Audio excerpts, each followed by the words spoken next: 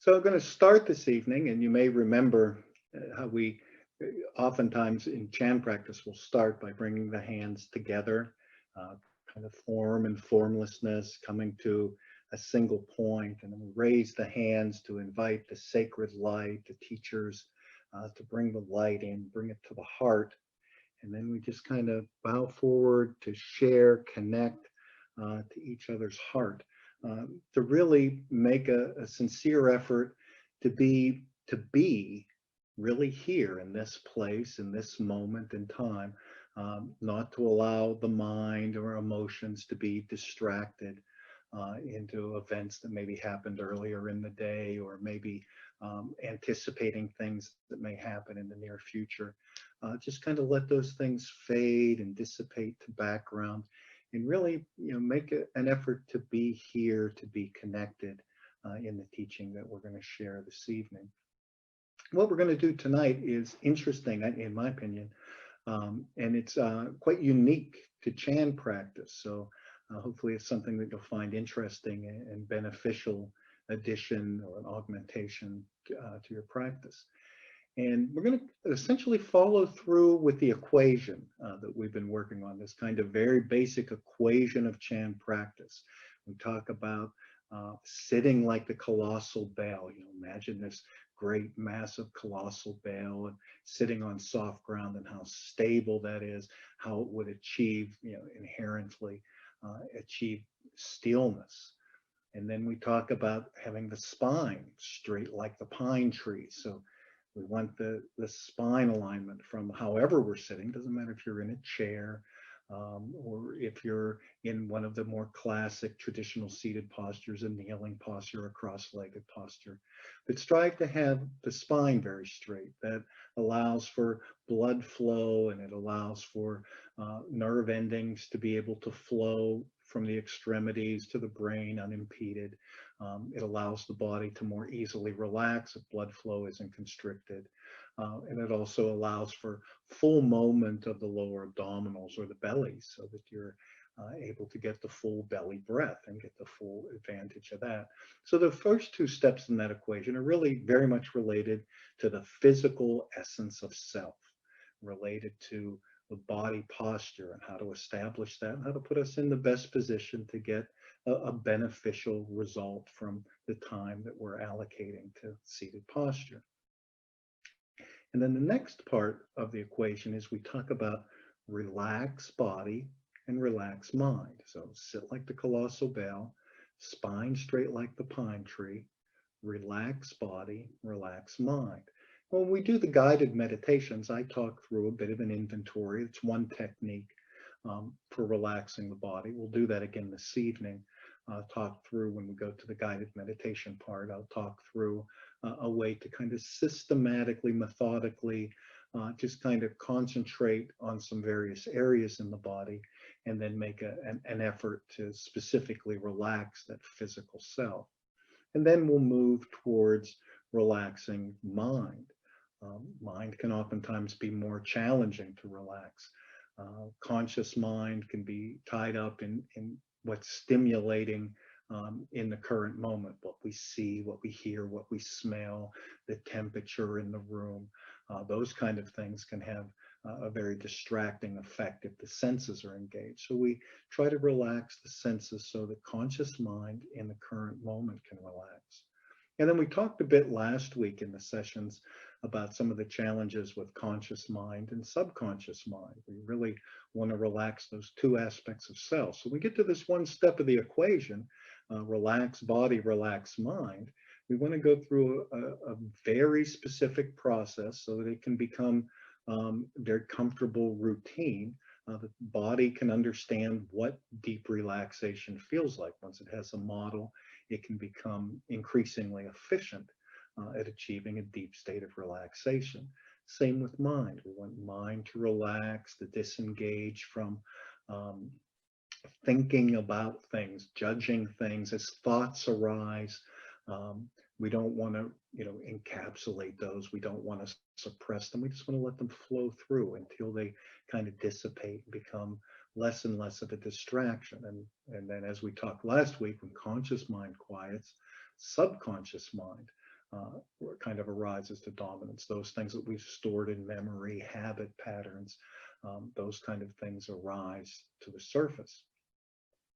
So once we've gained some proficiency, some experience with relaxing body and relaxing mind, the next step in the equation is to focus. And that's what we're really going to concentrate on this evening.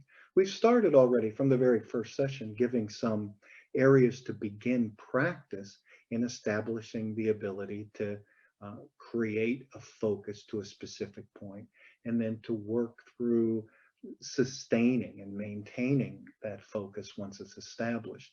So we talked about the hand mudras, the thumbs touching but not touching. That becomes a practice point for focus. It can be very effective as we recognize the thumbs drift apart, the thumbs come together.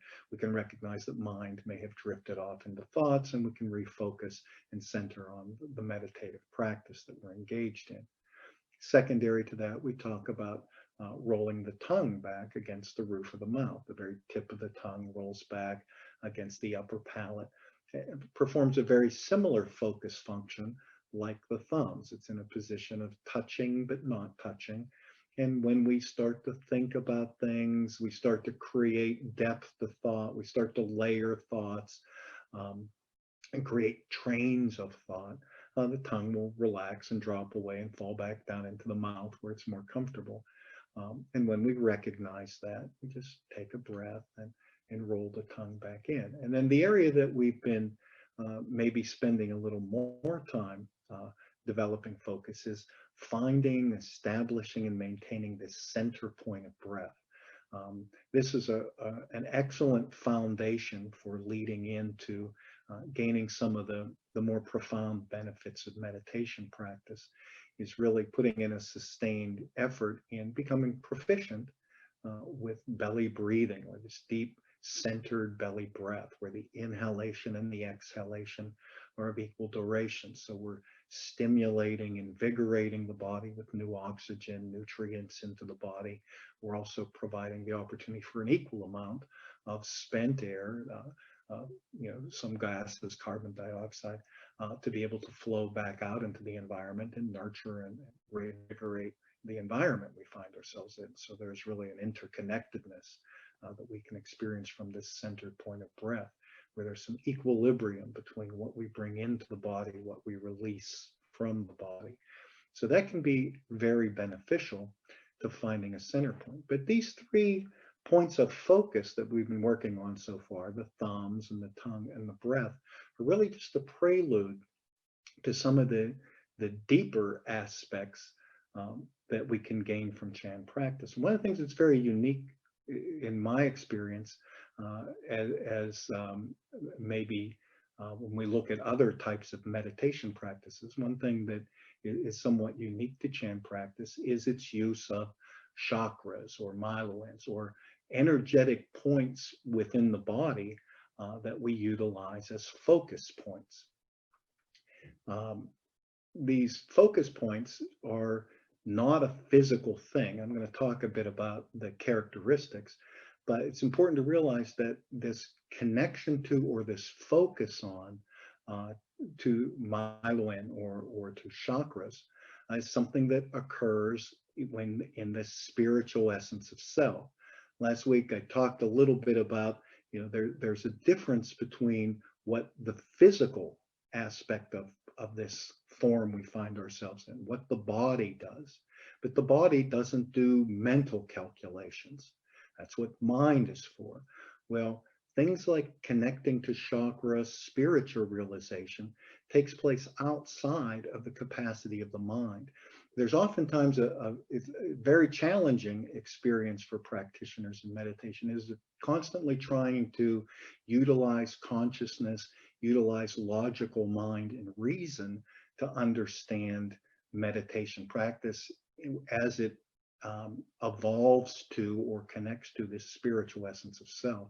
For most people, that's a very frustrating experience. It would be the same as your body trying to solve an algebra equation is the same as your mind trying to realize your spirituality. And these chakras, these myelins, are a wonderful example of that. Um, if you dissected a body, a human body, you're not going to find chakras.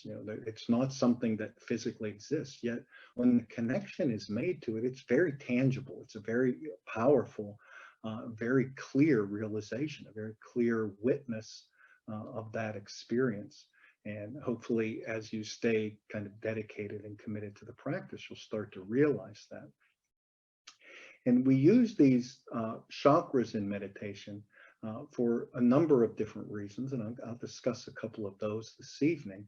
But one of the reasons that we advocate going to that, it's certainly not necessary if the goal of your meditation practice is simply to just achieve some degree of serenity. If the goal is just to get a temporary sanctuary from the challenges of the day, to just get a break from the anxiety, the fear, the stress, the anger. You just want to sit in a posture and breathe and relax and calm and release. There's great benefit to that. The downside is it can be very temporary. Once we arise from the meditation posture, once we're done with that particular session, there's oftentimes no very long lasting effect of that serenity. It can be easily disrupted. As we go deeper into the practice, and this focus on these chakras is one aspect of that, it can allow the effect of the meditation to last longer, to be deeper, to become really more of a part of you. Once you really experience something and gain some realization, it doesn't go away. So it kind of becomes part of you. And so there's a bit of a change, a shift that takes place that many people find to be very beneficial. If I were going to use an analogy, I would say, imagine if you acquired a beautiful car, and you had this car and it was sitting in your driveway, and you loved the shape of it and the form and maybe leather seats and a powerful engine. And so you spend a lot of time, just looking at it, taking pictures, and really, just feeling great, pride in the ownership. And then maybe you would take and polish the car, and you'd spend a lot of time with it to really get to know it, and again, make its form very beautiful. Maybe you'd make some modifications to it. And you might find some enjoyment from owning the car, polishing, taking pictures, and working with it. But the real beauty of the car is when you drive it. It's when you actually get in and start the engine and use it for what it was intended for, use it to its fullest potential.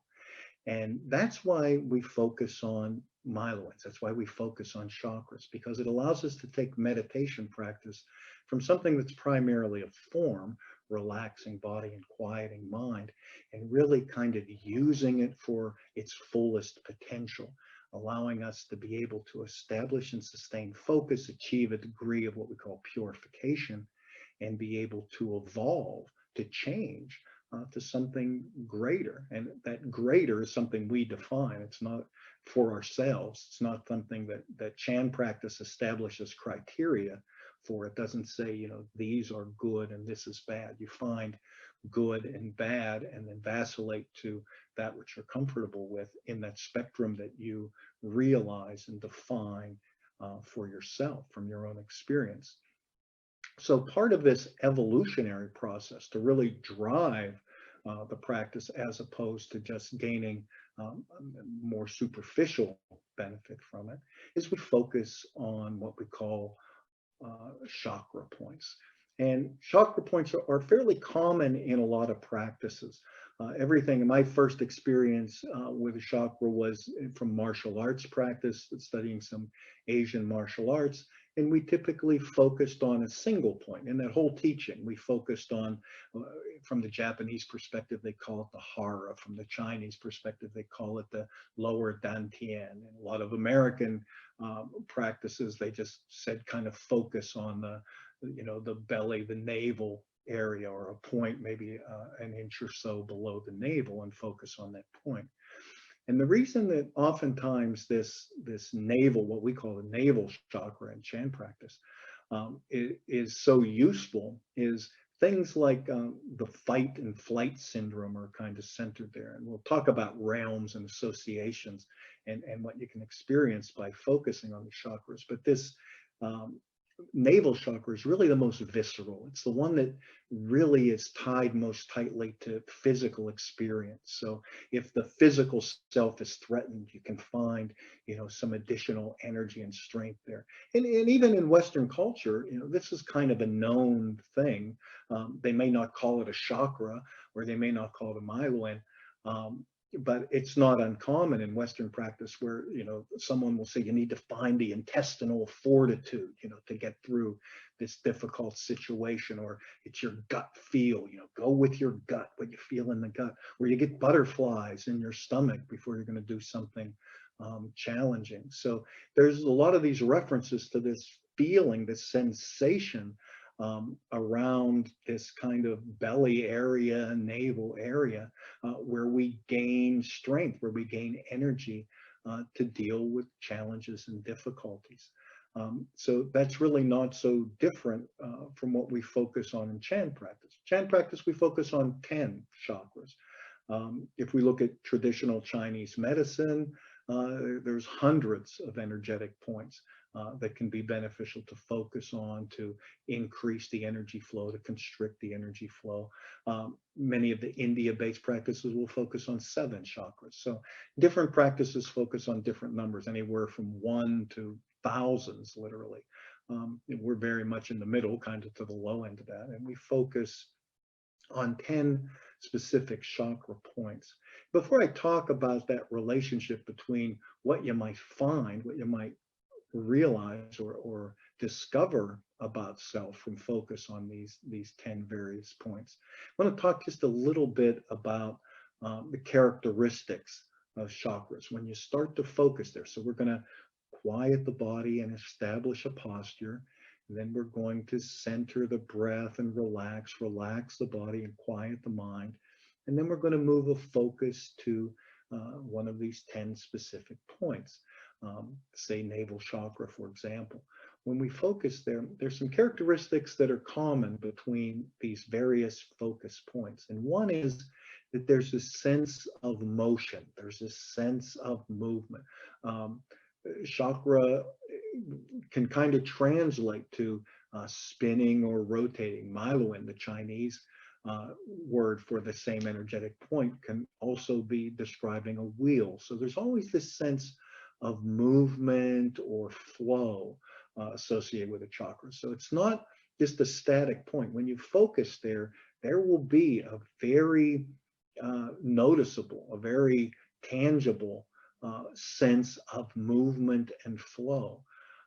If you could take a picture of a chakra, or if you wanted to try to envision what a chakra experience is like, there's a number of things from nature that are similar. It flows in a very natural spiral pattern, the same very natural spiral that we see many places in nature, from a spiral galaxy to a nautilus shale to a hurricane or a typhoon. They have this characteristic of kind of swirling around the center, and then in the very center, a very calm place, like the eye of the hurricane, the eye of the typhoon. It's incredibly calm, and it's like a void. It's like there's kind of nothingness, black hole in the center of a spiral galaxy. It's like there's a point of nothingness with all of this very powerful swirling energy around it. So when we focus on a chakra, we focus first, oftentimes the very first thing that we'll start to sense in that focus is a very clear sense of this movement or flow or circular spiraling motion. So there's very often a sense of movement, and that may be at any tempo, really. Some people feel it as a very slow, very strong swirling movement. Some people feel it almost like an electric pulse. It can be very, very high level resonance where it vibrates almost. Oftentimes people, as they start to focus and realize connection to the chakra, there's a very clear sense of a temperature change Depending on what connection is taking place. There may be a feeling of a increasing temperature. You may feel hot. Sometimes people sweat, uh, and other times it's a very cool sensation, very calming, very centering. So um, people sometimes will, we have our eyes closed in this Chan practice we do. Sometimes people will see colors very vividly as they make that connection. They may see the whole field behind the closed eyelids become red or blue or green or a yellowish golden color. Those are fairly common experiences that people have when they first start to connect to these various points, to these myelins. Um, so that's kind of what the sensation is like. So you get the body relaxed, you get it in alignment, it's centered, it's relaxed, the mind quiets down, you focus at a very specific point. It's kind of interesting that even though you can't find the chakras on the physical body, holding the physical body in this very vertical alignment allows us to have sort of a reference point. The body becomes a reference. So there's kind of this physical self, and then there's this spiritual matrix of self, and they kind of line up. So that if I focus on a specific point on the physical self, I'm kind of associated in this same area in this physical, in the spiritual essence of self, and that's where I can start to sense and connect to the chakras in different locations. So it's yet another reason why this vertical orientation of the postures is so beneficial. It's beneficial for the breath, it's beneficial for blood circulation, it's beneficial as a reference point to be able to establish where to initially start to focus using the physical form as a place to start to focus on some specific points. Now, why might we focus on points within the body? What's the benefit of doing that? And there's really two major reasons that we focus on these specific points. One is it can kind of act as a gateway to a very much deeper realization, sort of a gateway into the physical and mental part of self really, just completely fades and flows away. And the spiritual essence of self comes to the forefront, just like the physical body, you know, very early on in meditation, the physical body is dominant. The posture hurts, the back hurts, the foot goes to sleep. So the body is very dominant. With a little bit of practice, the body starts to fade more and more. And then mind becomes very prominent. And we think about things and we experience emotions and we rationalize and we analyze and categorize things. And then that starts to quiet down. And then we're able to enter into this eye of the hurricane. If we think about our whole life and all of the things that are vying for our attention and the experiences we're having and how full of noise and how full of energy that is, focusing to the myelo and the chakra allows us to really start to experience this more spiritual essence of self, where it goes from something that's kind of abstract and nebulous to something that we really experience and we really have a witness of. There really is an essence of self, that this spiritual essence is integrated with the body, but also kind of independent of the body. The body, the form, it's born, we live a life for a period of time, the body fades. But when we connect to this spiritual essence of self, we recognize that it's kind of greater than this form that we're temporarily connected to, that there's a sense that this spiritual essence of self existed before this body, comes together for a period of time, and then they're going to separate again. And the spiritual essence of self is going to continue on. Effort that's made in this time in the body for evolving to something greater, more pure, evolving more towards the light, is beneficial because the spiritual essence of self continues on with that. And the benefit becomes infinite of what we can gain from that. So we start to actually feel and experience that. It goes, this spiritual essence of self really goes from something very nebulous, very abstract, to something that we really experience and can define for ourselves as something that is very real. The second benefit of centering and focusing on these specific points is for purification. We've talked a couple of times on benefits of purifying. If I were trying to climb a mountain, there's great benefit to purifying the body. And everybody makes a decision for themselves, where that purification point is. Um, do I want to give up all vices, or do I still want to have a glass of wine with dinner? Yeah. No one, again, in Chan defines specifically what you should and shouldn't do. All we say is if you start to diminish or refrain from putting things that are detrimental or neutral, poisonous to the body starts to feel better. It responds better. We sleep better. We don't get sick as easily. We're more robust in dealing with the challenges of life. So we talk about there's benefit from purifying from those physical things, and everyone decides where the point is right for them. And then there's also benefit from purifying from mental and emotional things, the stress, the anger, greed, selfishness, arrogance, suspicion and doubt that we impose on ourselves. So recognizing those kinds of poisons of the mind, poisons that can affect the spirit, recognizing and finding and disengaging from those is equally beneficial. Again, everyone makes their own decision to what level they choose to purify the self. And there's two aspects of this mental emotional self. There's that which is occurring in the current moment, the things that are affecting conscious mind. So in the current moment, what I see and how I react to that, what I hear, what I smell, what I touch and taste, the sensory perception. So that happens in the conscious mind. But we had a discussion in the Q&A last week about, where does fear come from? If there's nothing in my current environment that I should be afraid of, yet I feel this kind of overwhelming sense of impending doom, this very powerful, overwhelming fear. Where does that come from?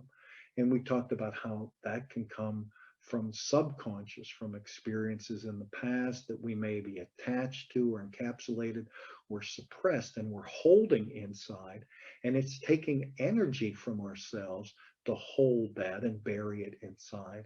And the act of doing that can be very detrimental to us. But a lot of times we bury it so deep, it's hard to find. And if we can't find it and we don't know it's there, or we think from conscious mind that we released that years ago, we can't gain the benefit of releasing from that. So that's where these chakras come in. These chakras are located in various points of the body. And in the teachings that we have in this system, is that those various energetic points, those chakras, are associated with realms of experience, realms of existence. And so things that we experience in these various realms that we've created an attachment to, or we've encapsulated, or we've suppressed, will reside in these areas. And if we focus there, quiet down the body, quiet down conscious mind, focus to these points, we can start to discover what we've attached to, and it provides us the opportunity to make a conscious decision if we want to release from that influence or not. So these 10 points that we work with, I'll kind of start at the bottom, the bottom of the physical self, and kind of just work upwards through this alignment of the physical body, and give an idea of where these focal points might be, and the realm that's associated with us, and the kind of things that we may have suppressed or encapsulated in those points. Now, the intent is, don't expect that tonight you're going to sense all 10 of these points or any of these points. Again, we have to kind of follow that basic progression, that basic equation. It can take some time to be able to allow the body to become still in the posture, to attain that state of the colossal bell. It can take some time for us to be able to establish and sustain this alignment like the pine tree without it deteriorating over time. So we need to build that foundation, and then it takes some practice to quiet and relax the mind and emotion consciously. And then we're ready to start to focus on these chakras. And that's when we're really ready to be able to experience the benefit of that connection. So we need to build the foundation first.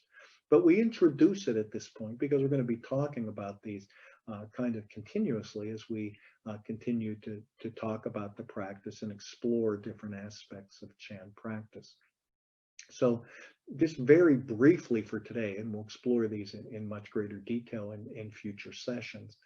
But we start at the very bottom of the body, what we call the root chakra. If we think about this alignment from the top of the head right down through the center point of the body, where the very lowest part of the body makes contact with the earth, with the surface, the lowest part of the seated posture, very bottom of this alignment from the top of the head, kind of through the heart, through the navel, and straight down into the body, very lowest part, we call the root chakra, that which connects to the earth. The realm that's associated with this point at the very lowest point of the body is what we call the hell dweller realm. This is where the really most base aspects of this human experience can be retained. If you ever found yourself with hatred that was so deep that it could allow you to feel a sense of murderous intent, you could really destroy another life. If you were ever able to experience hatred that powerfully, even though you may think you let it go, you may still retain some of that, horrific hatred, deep despair. You may still be holding that.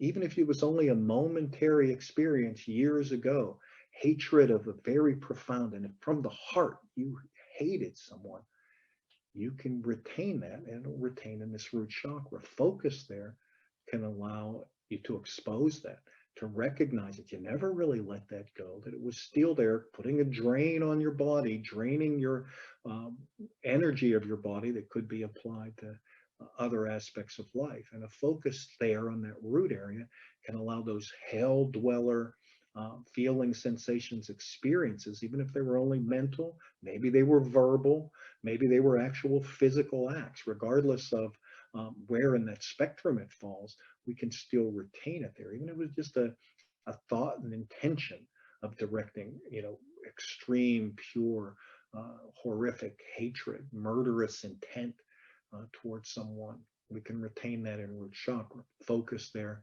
can allow us the opportunity to release it. Moving upward from the root chakra, we come to what we call the sacral chakra, the very couple inches up from the very base of the tailbone. We're kind of following the spinal column up. And if we come a few inches up, 3 or 4 inches up from the very tip of the tailbone, we come to the sacral area. And in this sacral area, we have the sacral chakra. Sacral chakra is kind of where we retain or suppress what we call the realm of the hungry ghost. And the hungry ghost is when we're looking at any point of time in our life where we may have found ourselves subjected to insatiable desires, addictions to things, addictions to, unhealthy substances, to alcohol, to lust for things that were desires for things that were unhealthy. Anytime we found ourselves very powerfully attached to something that's so addictive that even if we're able to acquire it, we just need more. It becomes insatiable. This is the realm of the hungry ghost. Can be very, very powerful, very, very negative influence on the physical self, the mental, the emotional self. And even though we may feel that we've released from that and grown, it was something in the past, there still may be some energy of that, some essence of that we're suppressing and retaining, some desires that we're holding in, and we're just using a lot of energy to suppress that as opposed to truly releasing it. That will reside in this area of the sacral chakra. Focus on that area, making a connection to that chakra. We feel that swirling sensation. And when we focus to the center of it, that's when it can release very vividly the sense of what's encapsulated there. So that's kind of the realm of the hungry ghost, the addictive, insatiable desire, lust realm. Flowing straight up the spine from the realm of the hungry ghost, we come to really into the area of the what we call the life chakra. And the life chakra is several inches above sacral chakra, still kind of located on the spinal column. And you could think of it as being aligned with the navel chakra. If you drew an intersecting line that went right through the center of the torso, through the navel chakra, and then connected or made that connection to that point on the spine, that's about where the life chakra is located. So, straight through the torso till it touches the spine, the area of life chakra. Focus there is what we call the animal realm. Animal realm is if we've had experiences in our life where we've acted really purely kind of out of instinct, not really applying much thought to what we're doing, and certainly no consideration or compassion to what we were doing. There's sort of a sense of might is right, bullying, that kind of thing. If we ever really felt some need to be superior and dominate, that we could just take things from others, physical things or emotional things from others with no repercussions. There's and oftentimes a sense of a pack attitude. If you were ever in your life, with a group of other people, friends, acquaintances, colleagues, where collectively, you felt you had some sense to take advantage of, suppress, dominate others, that's really a time that you spent in this animal realm where you weren't really thinking or caring about others. It was only just what can I get for myself, that like an animal acts. You can think of outlaw gangs, that just, will come into a town and they don't care about the townspeople or the effect they have on them. They just take what they want and leave, and then people are left to kind of pick up the pieces afterwards. That's this kind of animal mentality. Well, it happens in the corporate world too, just as much as, it might happen with a biker gang or a town in the Old West. Can happen in the corporate world where a group will get together and try to oppress or dominate or destroy another group or another person because they don't fit into kind of their animal pack. So if you've ever experienced that animalistic attitudes and you think you're released from that, some of the negativity from that experience maybe wasn't released. We can retain that. We'll retain that in the area of the life chakra. Focus there will allow us the opportunity to release from that. And then as we start to kind of move into the center of the body, there's a center point between the navel chakra and the life chakra, and right kind of in the middle and slightly above is kind of the areas where the kidneys are. And we focus normally towards the top of the kidney, and focusing in that point in this kidney chakra is what we call the Asura realm. I don't really have a better English term for it, but this Asura realm is very similar to the animal realm, except with thinking. So if you don't have consideration for others and have a very selfish attitude, but you think and calculate and plan, it's premeditated, calculated dominance of others, taking what you want without caring about the effects or the repercussions on others. Only care about what you can accumulate for yourself. That's the leader of the pack. It is the one that's kind of in this Asura realm.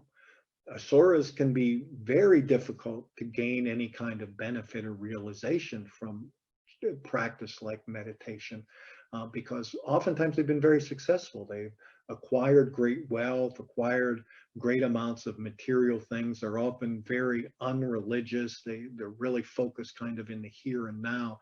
And it's just how much can I accumulate? And that's what makes me happy. And I don't care who I have to hurt to get that. And so if there's a very thinking, calculating part of dominating, oppressing others, and if you spend any moments of your time thinking, feeling, speaking, or taking actions, that can be accumulated in that realm, realm of the Asura, and that can be found by focus in this kidney chakra area.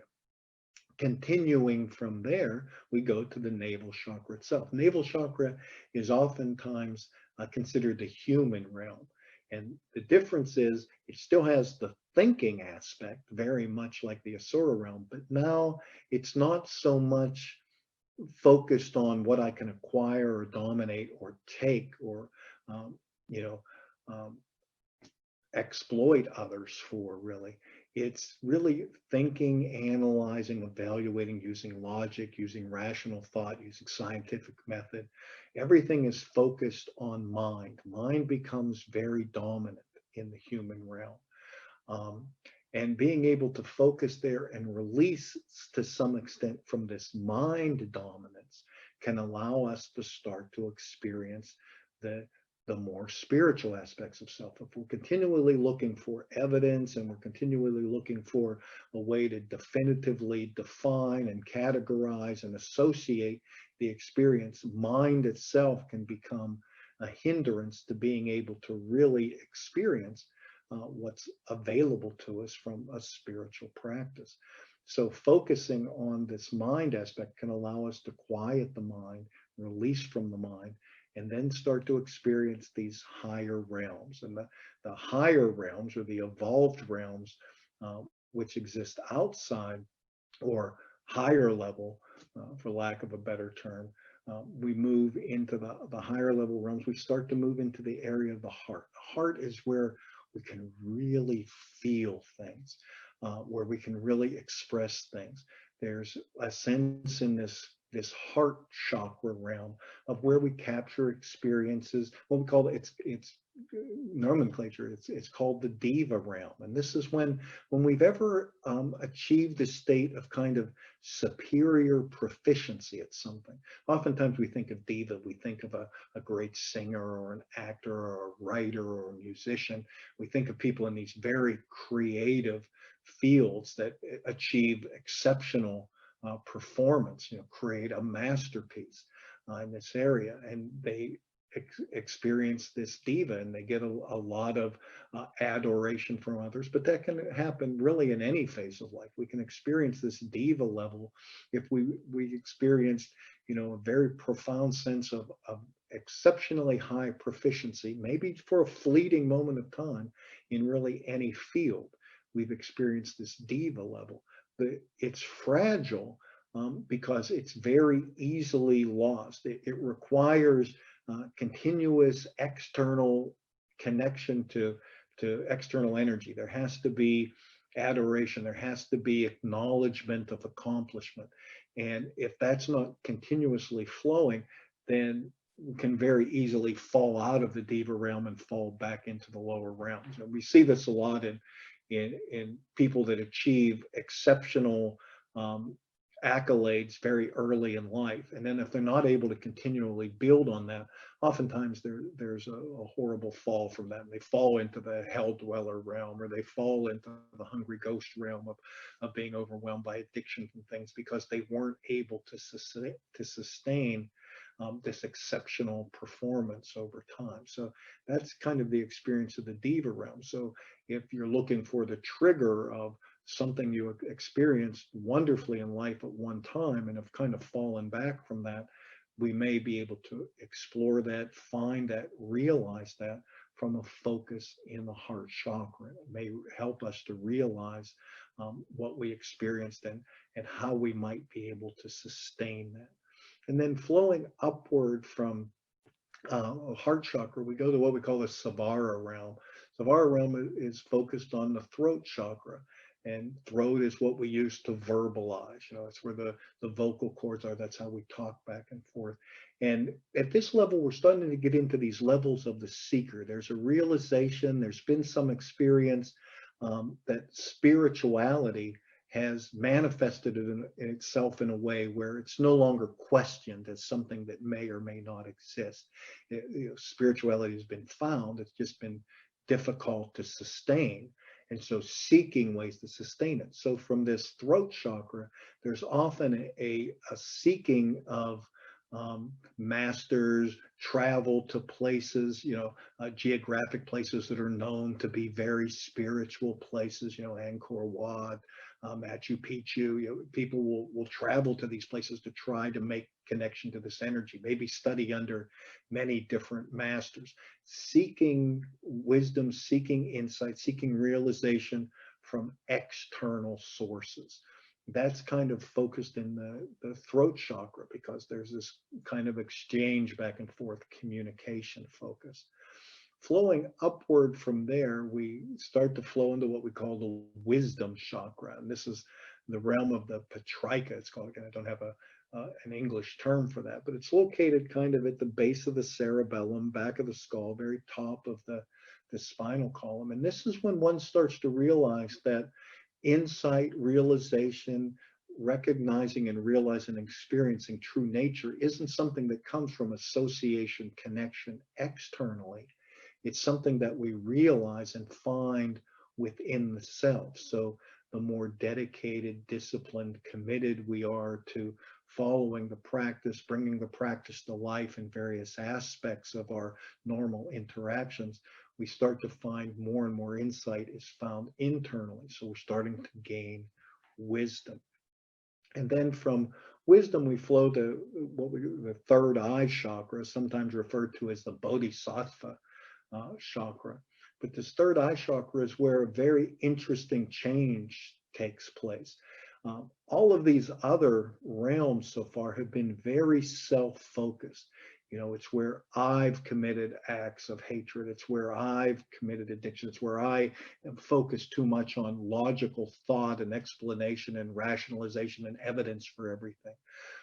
Focusing on my own proficiency at the diva realm, focusing on what I can gain from external masters or what I can gain from finding it within the self. It's all very much self-focused. There's a shift that takes place when we start to find connection, illumination, realization from third eye chakra. And that's when the shift goes from being focused on the self to being focused externally. You know, compassion starts to become more overwhelming. The effect of myself on others starts to become much more profound. So what can I do to help someone else? How can I provide some benefit? How can I take what I've acquired and realized from my life experience so far, my practice experience so far? How can I share that as opposed to simply benefiting the self? And so that's something that we start to realize with greater clarity. We'll focus on this bodhisattva chakra, third eye chakra. And then the last one is this point right on the top of the head, what we call the Chan chakra, or the enlightenment chakra. And that's when we really are able to truly make this connection to the sacred light, to the infinite, to the divine, where we find ourselves as one with wisdom and insight and a realization of the true nature, the true essence of self. We realize that oftentimes from a focus on the Chan chakra. So in our meditation practice, in our Chan practice, what we normally recommend is to initially focus on either navel chakra or heart chakra. Those are oftentimes the two easiest ones to start to feel, to start to get some realization of the fact that there is a connection, there is a sensation, something that exists beyond what logical mind can quantify. It's not really a physical reaction, it's something different. So we normally will focus there. On this evening's guided meditation, we'll focus on navel chakra. In your own practice at home between sessions, you may want to start to focus, especially if you know that you may have had instances in the past where you were dealing with things that you feel comfortable that you're released, but maybe an exploration of how thoroughly and how completely you were able to release that may be beneficial. So you may want to focus on root chakra or sacral chakra or life chakra, kidney chakra. Each of these provides you the opportunity to find what's suppressed, what's encapsulated, what we may have attached to and are still holding there. And realizing and recognizing that in the seclusion, the safety, the sanctuary of the meditative state provides us the opportunity to look at that and then make a choice. Is that something that we're ready to, or are we able to release from? And as we're able to release from these negativities that we may have been holding in, it provides us more energy, there's a lightness, there's an ability to gain a much greater appreciation for this whole essence of self, physical, mental, emotional, and spiritual aspect, all benefit from that and all gain some clarity from that. So that was the intent of the teaching to share today, was just a bit of a very high level overview of what these chakras are, what their purpose is or their function within Chan practice, what the association is with the various realms, and how that can be beneficial to focus on these various points. Again, don't expect that you're going to, immediately or in the very short term, be able to make a very direct connection and release suppressed activities, things that are influencing negatively subconscious aspect of self immediately. Again, it takes time and effort, commitment, dedication, disciplined practice to build a foundation adequate to be able to establish and sustain focus adequate to release what may be in the focal point, one of these chakras. Again, go back to the analogy of the magnifying glass. We have to be able to align the magnifying glass with the sun. We have to be able to hold it in stillness, and it has to be very focused on a specific point until we get some release, combustion in that place. It's the same thing with focus on a chakra. We have to be able to establish and sustain focus very specifically on one of these points, the navel, the root, the chant, and be able to focus there without distraction, without a lot of in stillness, really. And when we're confident and competent and proficient enough to be able to establish and sustain that focus, that's when we can have this very profound release, that we're not just seeing the whole typhoon, or we're not just seeing the whole galaxy, but we're focusing more and more and more towards the center until we can realize what may be there that's of value to us to continue our evolving of the self. So with that, we can open it up to any questions that anyone has for the next several minutes. And then if we have the opportunity to address any questions related to this teaching or anything related to what we covered so far in establishing a meditation practice, then we'll move into the guided meditation this evening in 5 or 10 minutes. So Kathy, are there any questions? Yeah, I have a question. What is a mudra and what is the diamond lotus mudra? Yeah, mudras are hand positions. They're very traditional, classic hand positions. We oftentimes do what we call the meditation mudra, and that's the one we talked about in some length, in some detail, and that just helps create a point of focus, a point of concentration for establishing the basic meditation. The diamond lotus mudra is bringing the hands together in this position. And we talked about that a couple of weeks ago, and just kind of very briefly, the essence of bringing the hands together in this diamond lotus is really to bring together this form aspect of self, the body, the physical self, the thinking self, those things that are perceived by the 5 senses. So the essence of form, and then the formlessness, the spiritual essence of self, and bringing those together at the same place and the same time.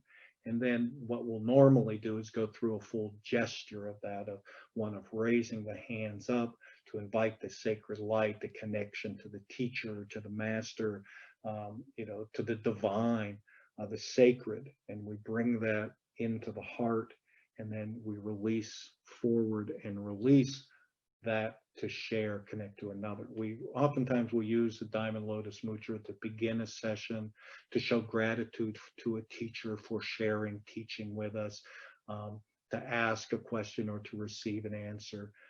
It's oftentimes used as a greeting, or a hello or a goodbye. It's just a way to say that I'm disengaging from all of the distractions of the world, and at this point in time, I'm exclusively focused on you and this connection between us for this period of time. So form, formlessness, sacred light, the compassion of the heart, everything is connected in this point in time, specifically and exclusively to the person that I offer this diamond lotus mudra to.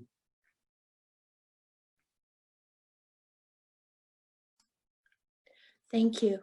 Do we have any other questions?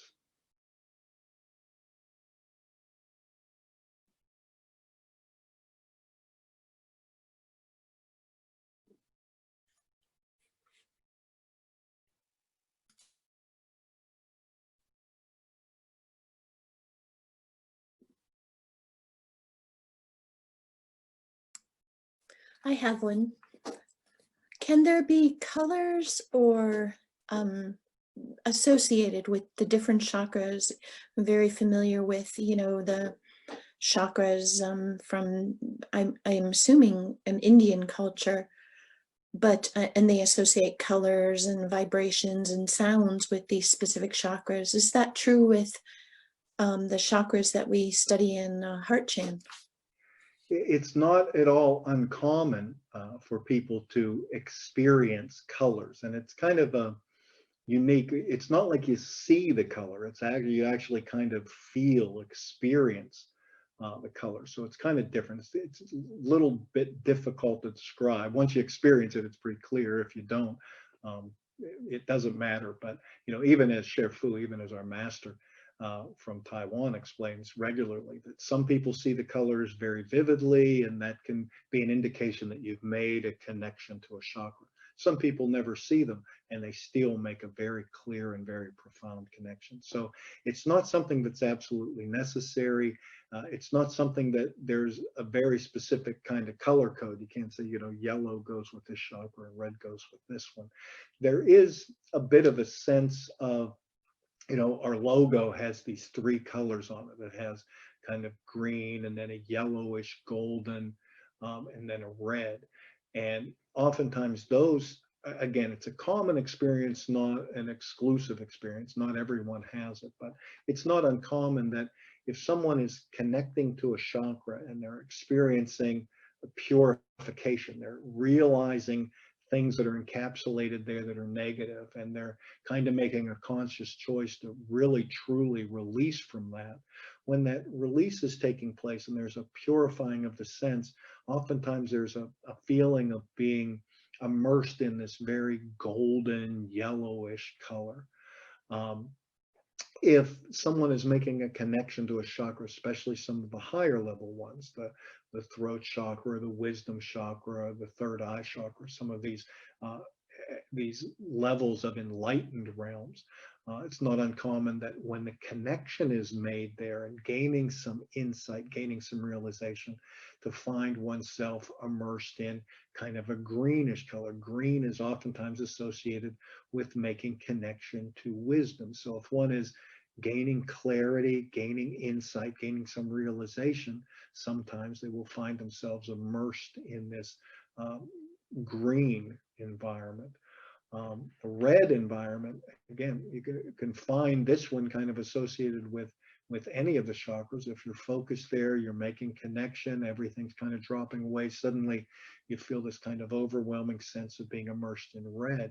Oftentimes that is that transition that I talked about earlier from self-focus to focus on others, expression of compassion or loving kindness, when there's really a true profound release from self-focus to really caring about others. Oftentimes there's a sense of being immersed in this red field. So any of those colors can really be experienced in any of the chakras, but it's not a necessary thing. Again, some people see them very vividly and very powerfully.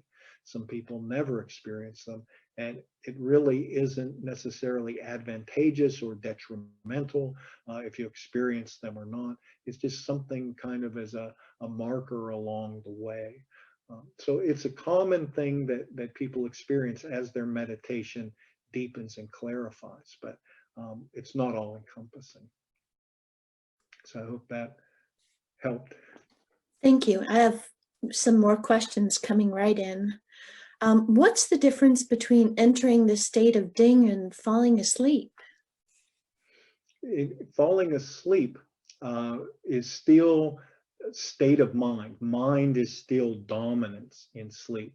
So all you've really done is transition from conscious mind dominance in awake state to subconscious mind dominance in the sleep state. So it's still very much in form. Entering into Chanding state is one of surpassing or detaching from form. So influence of body, influence of both conscious and subconscious mind are surpassed or released. And there's a sense of making connection. If you fall asleep, you've really just drifted off to where either the exhaustion of the body or the dominance of subconscious mind has taken precedent.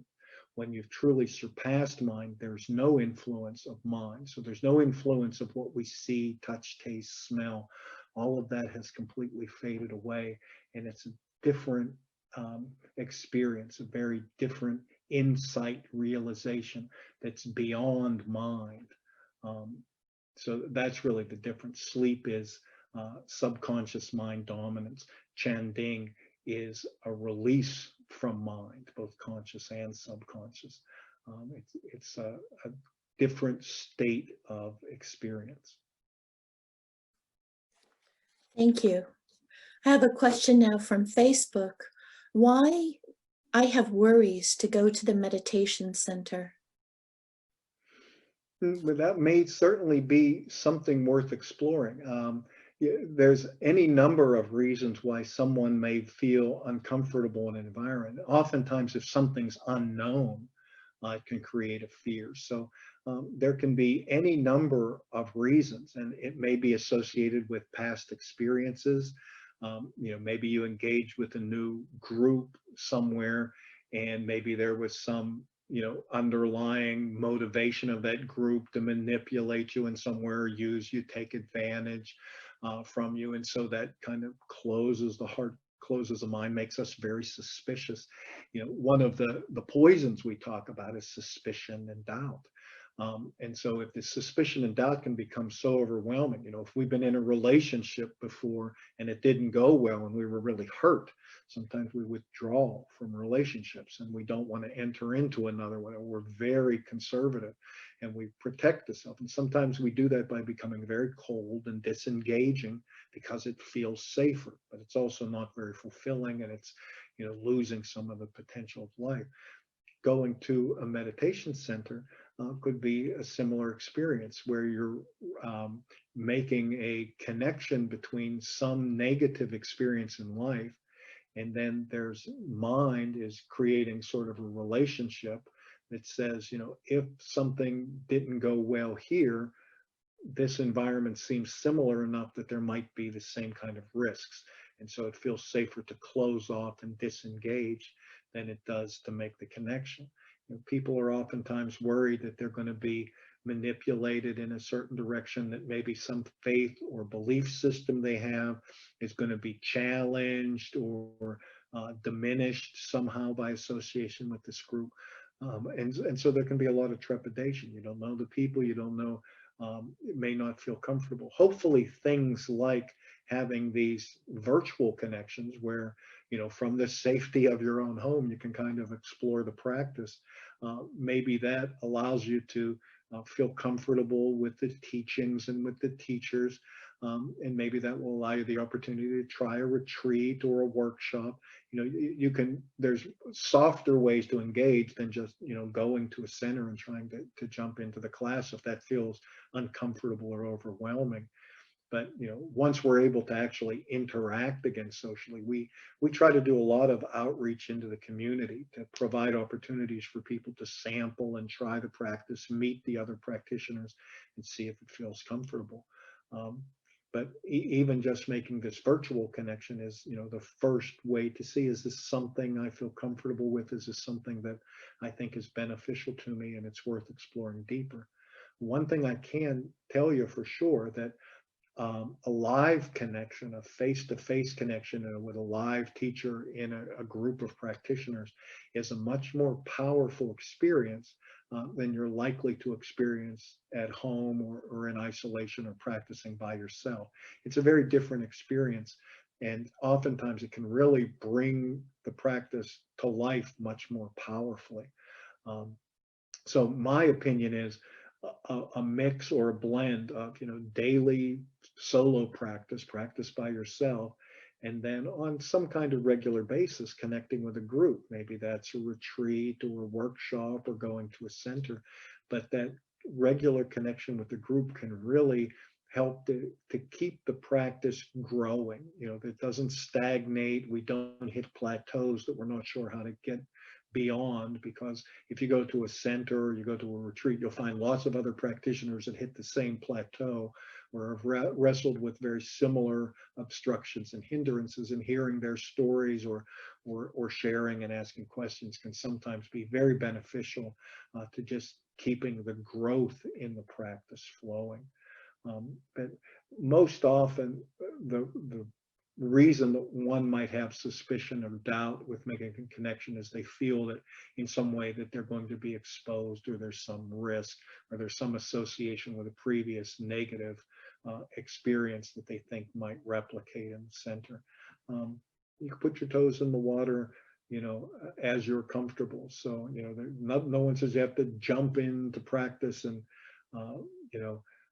must go to a center. The centers, I believe, are very beneficial, but you go when you're ready, and whenever that is when it's right for you. So everyone really has to find when the heart is ready for that connection, and it's different for everyone. Thanks, Miaoming. You mentioned that some search energy or wisdom from places like Angkor Wat or Machu Picchu. How could we tell where we can seek those good energies, since we may not know how to identify good spirits or evil spirits around ancient and historic places? Well, what I have found from my own experience is that spiritual connection has nothing to do with geography.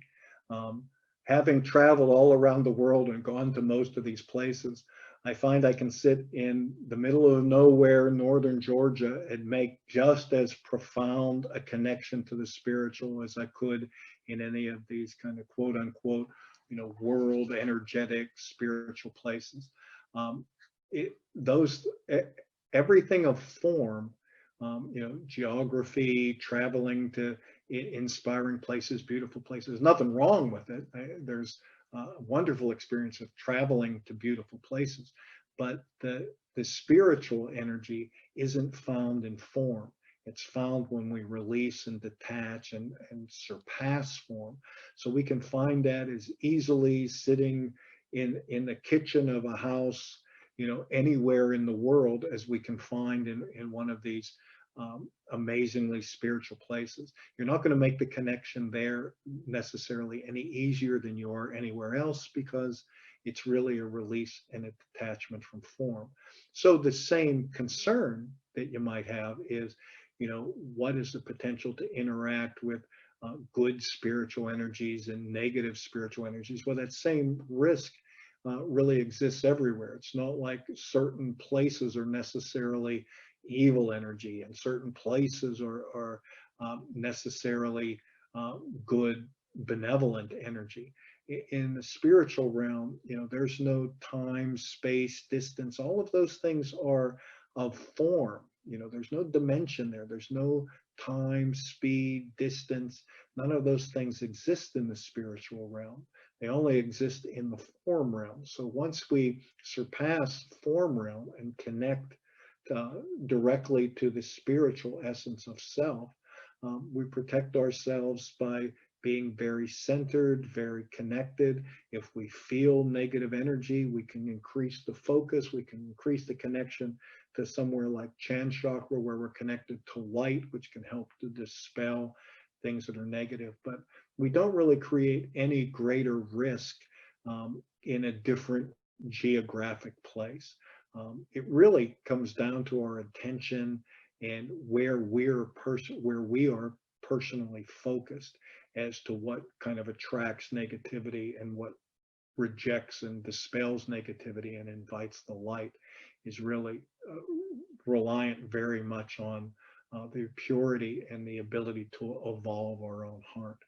The first step is recognizing those things that are negative, recognizing those things with conscious mind, and disengaging from them, if we are able to disengage from anger and selfishness with conscious mind, we're more able to realize when we feel those negative energies, like an external force of anger or an external force of selfishness. It becomes easier to perceive.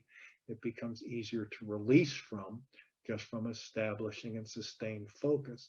In a state of a focused state in stillness, you can't be influenced negatively or positively unless you choose to allow that into your focus. Thank you. I have one last question. You mentioned the tongue curl up, touching but not touching the roof of the mouth. I haven't heard other instructors mention touching but not touching. Are both ways of Chan sitting, do they have the same effectiveness? Well, the advantage that I find, many instructors will teach to just let the tip of the tongue lightly touch the roof of the mouth. That really comes kind of from the Taoist integration into Chan practice, where things were like what they refer to as the microcosmic orbit, where there's this energetic flow that flows through the body, kind of up the spine and down on the front of the body. And that connection is very weak, kind of in the area, the facial area. And so by taking the tongue and putting it in that position against the upper palate allows for a smoother flow of chi energy through the body. What I do and the way I teach that is a little different. I put it in a position of touching but not touching for two reasons. One, it becomes a point of focus, so it allows you to start to gain experience even very early in practice in establishing and sustaining focus. And it also has the added benefit for that historic reason of allowing for the chi energy flow. Creating that very minute gap actually increases and eases that connection of energy but through that point. It's kind of like a light bulb. You know, you have a filament, you have a little gap, the electricity shoots across, it releases light. Now, if there's a little gap that energy shoots across, it releases more energy. So it actually allows that microcosmic orbit flow to be more powerful, more easily clarified and perceived if there's a little gap as opposed to a hard connection. Both ways will work. Making the hard connection will allow the energetic flow, will allow for deep relaxation and centeredness. Having the gap allows for that in addition to being a point of focus. So it allows you to start to develop the ability to establish and sustain focus. So one way or the other is not better or worse. Both of them will allow you to have a complete and beneficial meditation experience. Thank you. I think I think that's all I have for this evening for questions. Okay, then what I'd like everyone to do is please move into the seated posture that you're most comfortable with. That may be sitting in a chair, it may be sitting in one of the traditional cross-legged postures, it may be sitting on the knees, whatever posture you're comfortable with. But remember, we're starting to work on establishing this basic equation. So there's sitting like a colossal bell. How can you best establish stability and stillness? And then sitting in that stillness like the spine like a pine tree. So we want this really nice, straight, vertical alignment from Chan chakra that we talked about tonight, straight line right down through throat chakra, through heart chakra, through navel chakra to root chakra. A very nice straight line. If we keep that straight, the energy, the connection of that alignment of the chakras is very beneficial. If we allow the spine to start to twist or turn over the course as we start to relax into the posture, then that energy flow becomes lesser, and so the ability to perceive it becomes more challenging. So we want to establish that nice alignment of the spine. Create the hand mudra that you're comfortable with, thumbs touching but not touching. Allow that hand mudra to relax into the lap and start to establish the very basic points of concentration or initial focus. The thumbs in the mudra, the tongue against the roof of the mouth. And then we close the eyes and we start to focus on centering the breath. So we're going to feel the inhalation coming in through the nose, goes into the nasal passages, flows through the throat, and down to the belly. We feel the belly expand and open, kind of like a balloon, pauses for a moment, and then the breath quietly finds its way back out, flows through the throat, back out through the nasal passages, and releases. We want to start to work towards the center point of breath. So feel the duration of the in-breath. Maybe you count to 3 or 4, whatever, it's just a natural, comfortable breath. Feel that in-breath to 3 or 4. Pause for a moment, and then that same 3 or 4 or 5 as we exhale. Just have the inhalation and exhalation of the same duration. And do that for several breaths until you have it kind of established and centered, and then release the counting. Don't continue to count the breaths for the whole session. Don't try to count the heartbeats for the whole session. Just find that center point of breath. So we'll take a minute or two now to just establish that posture, the alignment, the points of concentration, the mudra, the tongue, and working towards the center point of breath. After several breaths, I'll start to talk us through relaxing body and quieting mind. And then when I'm done talking, you're welcome to sit for as long as you're comfortable and find it beneficial. So it's a nice soft ending to these. So if you want to sit for 10 minutes, that's fine. If you want to sit for an hour plus, that's fine. So just sit as long as you're comfortable and finding benefit. The meditation cycle is just like the breath. There's a beginning and a dwelling and an end time. And when it's done, it's done. Just release and let it go. And that cycle can be different every time you sit. Sometimes it can be 30 minutes, and sometimes it can be an hour and a half, and sometimes 5 minutes is excruciating. So don't be a slave to the clock. Just follow that very natural cycle and allow it to just flow. And when it's done, it's done. So for now, establish the posture, established the points of concentration, the mudra, the tongue, and working towards center point of breath.